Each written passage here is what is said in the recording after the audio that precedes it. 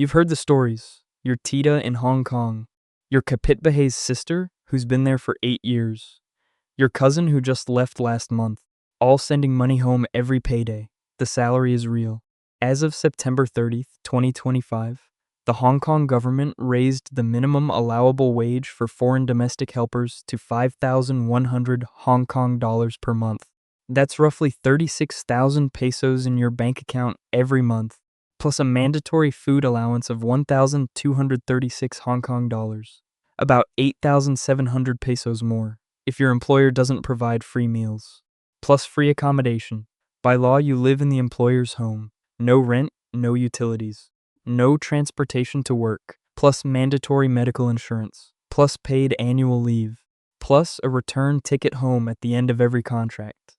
If you compare that to the local domestic worker wage in the Philippines, Kasambahays in Zamboanga Peninsula make as little as 3,500 pesos a month. In Metro Manila, the high end is 6,000 pesos. So a Filipino domestic worker in Hong Kong earns roughly 6 times more than her counterpart back home, with most living expenses covered. There are around 190,000 Filipino domestic workers in Hong Kong right now. They make up more than half of the city's foreign domestic helper population. And some of them, the ones who know how the system actually works, are earning 28,000 Hong Kong dollars a month. That's almost 200,000 pesos per month. Doing the same job as the one earning 36,000 pesos. How is that possible? Here's what the recruitment agencies will never tell you. You don't just fly to Hong Kong and start working. Filipino law requires you to be at least 23 years old to apply as an overseas domestic worker. You need a valid passport. You need a TESDA certification, household services, NCI at minimum. You need to pass a medical exam. You need to go through the Department of Migrant Workers, formerly POEA. Then you need an employer. This is where the gate closes hard. You cannot legally find an employer in Hong Kong on your own from the Philippines. You must go through a licensed recruitment agency. There are agencies in Manila that match Filipino applicants to Hong Kong households. There are agencies in Hong Kong that handle the local side. 2 countries, 2 sets of agencies, 2 sets of fees. By Philippine law, no placement fee is supposed to be charged. By Hong Kong law, agencies can only charge up to 10% of your first month's salary, about 510 Hong Kong dollars, or 3,600 pesos. That's what the law says. Here's what actually happens. A 2016 study by the Hong Kong Federation of Asian Domestic Workers Unions surveyed 68 Filipino domestic workers in Hong Kong. 84% had paid an average of 52,644 pesos, about 135 in agency fees, roughly 14 times the legal limit. Other studies have found Filipino workers paying agency fees averaging 1,459, nearly 25 times the maximum. Where does that money come from? Most workers can't afford it up front, so the agency arranges a loan. The loan is structured to be paid back from your monthly salary over the first 6 to 9 months of your contract. You arrive in Hong Kong already in debt. You haven't worked a single day. And 5,100 Hong Kong dollars of your future paychecks are already promised to someone else. The gate is open, but there's a meter running before you walk through it. You arrive in Hong Kong. You meet your employer for the first time at the airport. Then you go to their home, and that becomes your workplace and your bedroom for the next 2 years. Under Hong Kong's live-in rule, all foreign domestic helpers are legally required to reside in their employer's home. You cannot rent your own apartment. You cannot live with friends. You cannot have a private life outside that household. The standard contract guarantees you reasonable accommodation, but the law doesn't require a private room. Many Filipino domestic workers report sleeping in storage closets, on kitchen floors, in shared spaces with the children they care for, in tiny converted balcony spaces. Hong Kong apartments are some of the smallest in the world. Many helpers live in spaces under 30 square feet. Your workday is not 8 hours. The official guideline is reasonable working hours, with 1 full rest day per week. Sundays are the standard rest day, and that's why you see thousands of Filipino domestic workers gathering in Central District every Sunday. That's their 1 day of freedom per week. But during the work week, the line between work and rest gets erased. You wake up at 6 a.m. to prepare breakfast, you take the kids to school, you clean, you do laundry, you shop for groceries, you cook lunch, you pick up the kids, you help with homework, you cook dinner, you clean up after dinner, you bathe the children, you put them to bed. Then at 9 p.m., the parents come home. They want their dinner reheated. They want their clothes ironed for tomorrow. They want the kitchen spotless. And then you go to your room. If you have a room. A 2024 academic study on Hong Kong's foreign domestic helper system found that the live-in rule makes the entitlement to a rest day or to a clear separation of work and recreation largely spurious for many. In English, when you live with your employer, you never stop working. Meanwhile, your monthly salary hits your bank account. You owe the agency. You owe the loan company. You owe your family back home who is counting on the remittance for school fees, medication for your parents, the new water pump for the house. The 5,100 Hong Kong dollars disappears the moment it arrives. That's the grind. That's the first year. This is the wall most Filipino domestic workers hit. The contract is 2 years. You signed it in Manila. You owe agency fees. You owe loan companies. You're working 14-hour days in someone else's home. You miss your kids. What if the job is bad? What if the employer is cruel? Under Hong Kong's 2-week rule, if you quit your job, for any reason, even abuse, you have only 14 days to find a new employer and a new visa, or you must leave Hong Kong. You cannot find a new employer in 14 days. Not while still working full-time for the current one. Not while waiting for visa paperwork. Not while still in debt. So most stay, even when conditions are bad. The system enables abuse, and the data shows it. In 2014, the Erwiana Sulistiningsi case made international headlines. An Indonesian domestic worker in Hong Kong was beaten daily with a mop handle, burned with boiling water, forced to work 21-hour days, made to sleep on the floor. When she could no longer work, she was abandoned at the airport with $9 and a ticket home, barely able to walk. Her employer was eventually sentenced to 6 years in prison and ordered to pay $100,000 in damages. But Ariana's case is not isolated. Amnesty International has documented widespread illegal practices, agencies withholding passports, debt manipulation, exploitative working conditions. Then there's the loan shark problem. In 2016, the Philippine consulate in Hong Kong raised alarm about a surge in suicides among Filipino domestic workers in debt to illegal moneylenders. 4 Filipino helpers had committed suicide in the first months of that year, mostly due to debt trap pressure. And then there's the trafficking pipeline.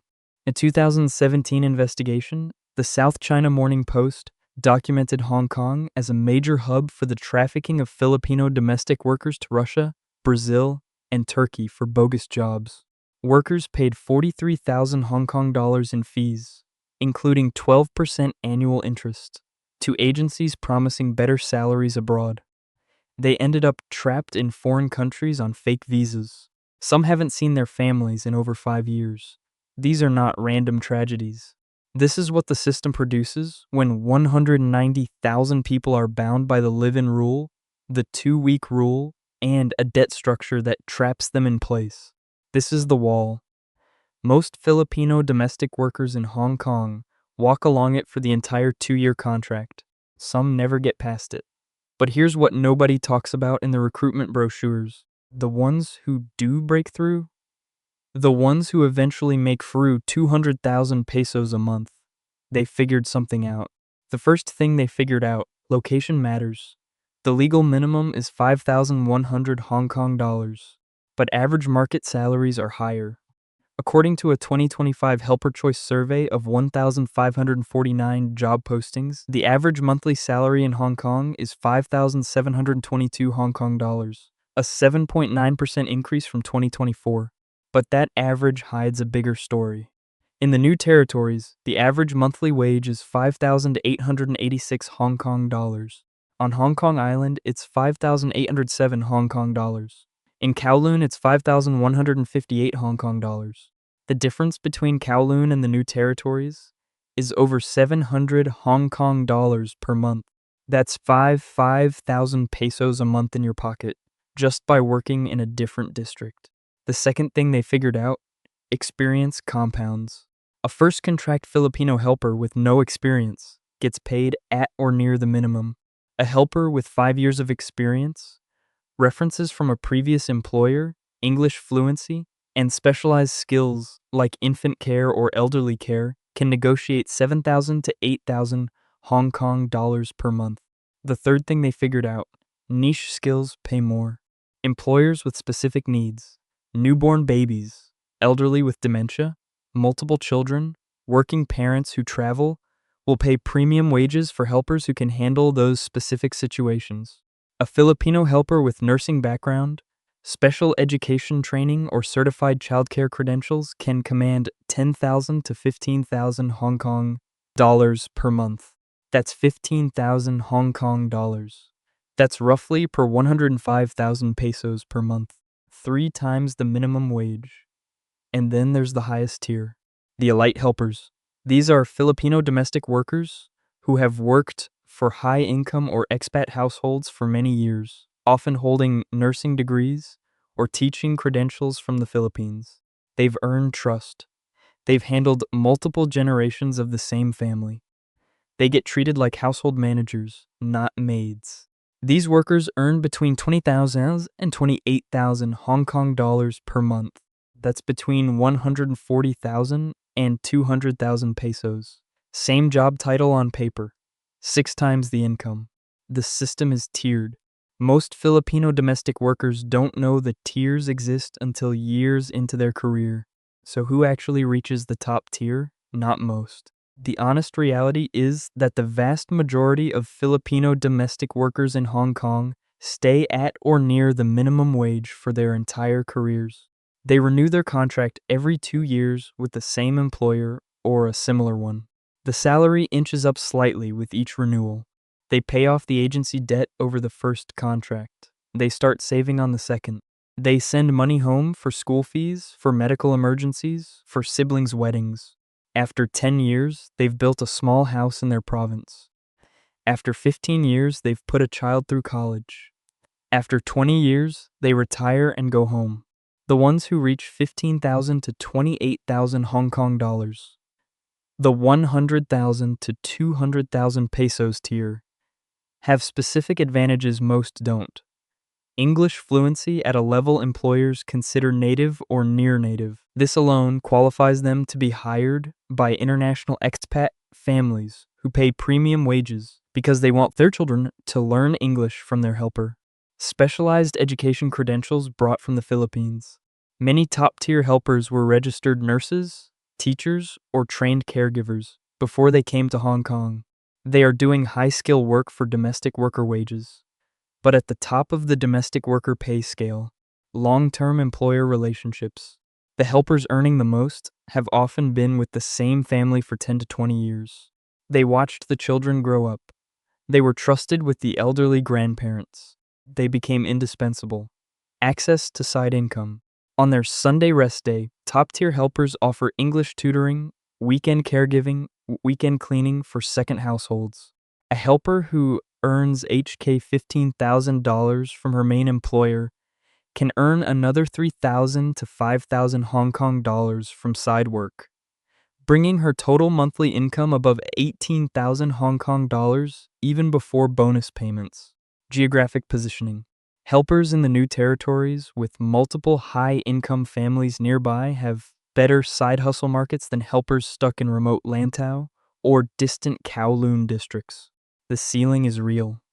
The path to reach it is harder than the recruitment ads suggest, but the ceiling exists, and the workers who reach it are not lottery winners. They're strategic, patient, and they learned how the system actually works. Here's what nobody at the recruitment agency will tell you. Hong Kong is changing. For decades, Hong Kong was the dream destination for Filipino domestic workers. The wages were the highest in Asia. The legal protections were the strongest. The pathway was clear. Now there are alternatives. In 2024, South Korea launched a pilot program for foreign domestic workers. Filipino women in the Seoul program earn an average monthly salary of around 1.8 million won, about 1,340 cents.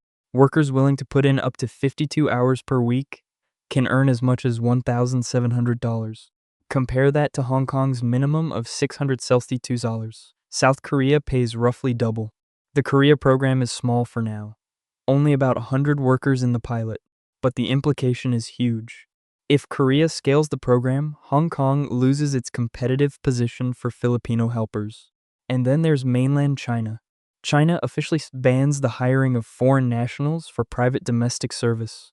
But the demand from China's new wealthy class for English-speaking Filipino nannies has spawned a black market, estimated by the Philippine consulate at almost 200,000 undocumented Filipino domestic workers in China.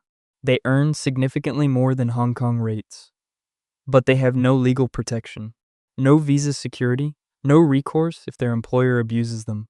For experienced Filipino helpers in Hong Kong who are tempted to chase higher wages in undocumented mainland China work, the risk-reward calculation can be devastating.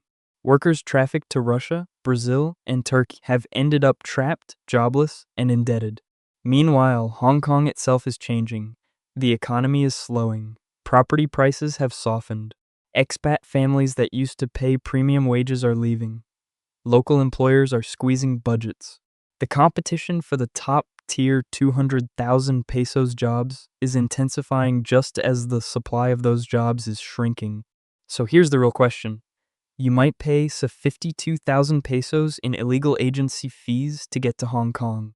You might spend 6 to 9 months paying off that debt before you earn a single peso for your family. You might live in someone's storage closet for 2 years. You might work 14-hour days while watching your children grow up on a phone screen. You might never find the path to the top tier. You might spend 20 years at the minimum wage. Or, if you're strategic, patient, and learn how the system really works, you might one day be the helper earning 200,000 pesos a month with a nursing degree, an expat family, and Sunday tutoring on the side. The salary is real, the path is real. But the system rewards the strategic and crushes the unprepared. The recruitment ads only show you the path. They never show you the wall.